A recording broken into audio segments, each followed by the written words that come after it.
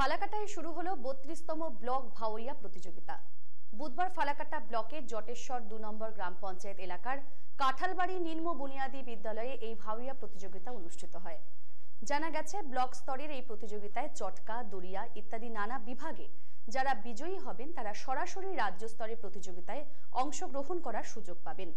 এদিনের উদ্বোধনী অনুষ্ঠানে উপস্থিত ছিলেন ফালাকাটার বিডিও সুপ্রতীক মজুমদার, ফালাকাটা পঞ্চায়েত সমিতির সভাপতি সুরেশ লালা, জটেশ্বর পুলিশ ফাঁড়ির ইনচার্জ অরূপ বৈদ্য, জটেশ্বর লীলাবতী মহাবিদ্যালয়ের ভারপ্রাপ্ত অধ্যক্ষ নারায়ণ চন্দ্র বসুনিয়া, জটেশ্বর 2 নম্বর গ্রাম পঞ্চায়েত প্রধান সমরেশ পাল প্রমুখ।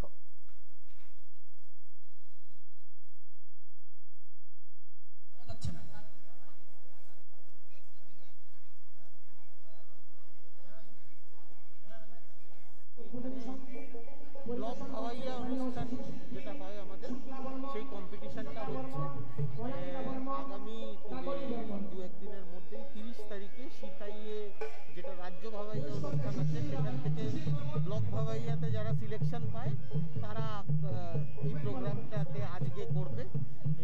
গতকাল আমাদের বিভিন্ন গ্রাম পঞ্চায়েত 12টা গ্রাম পঞ্চায়েতেই ভাওয়াইয়া থেকে 3 জন করে দড়িয়া এবং 3 জন করে চটকাতে টপ 3 সিলেক্ট করে আনা হয়েছিল।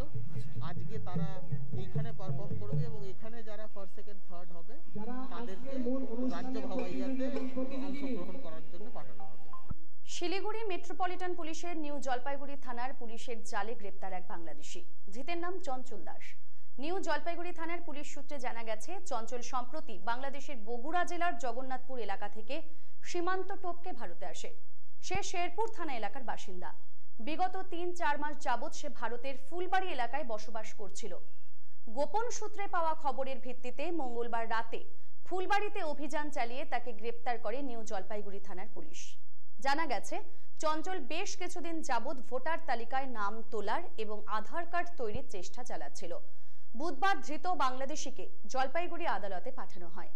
নিউ জলপাইগুড়ি থানার পুলিশ সূত্রে জানা গেছে, সে কার মাধ্যমে ভারতে প্রবেশ করেছে তা জানার চেষ্টাই চালাচ্ছে পুলিশ।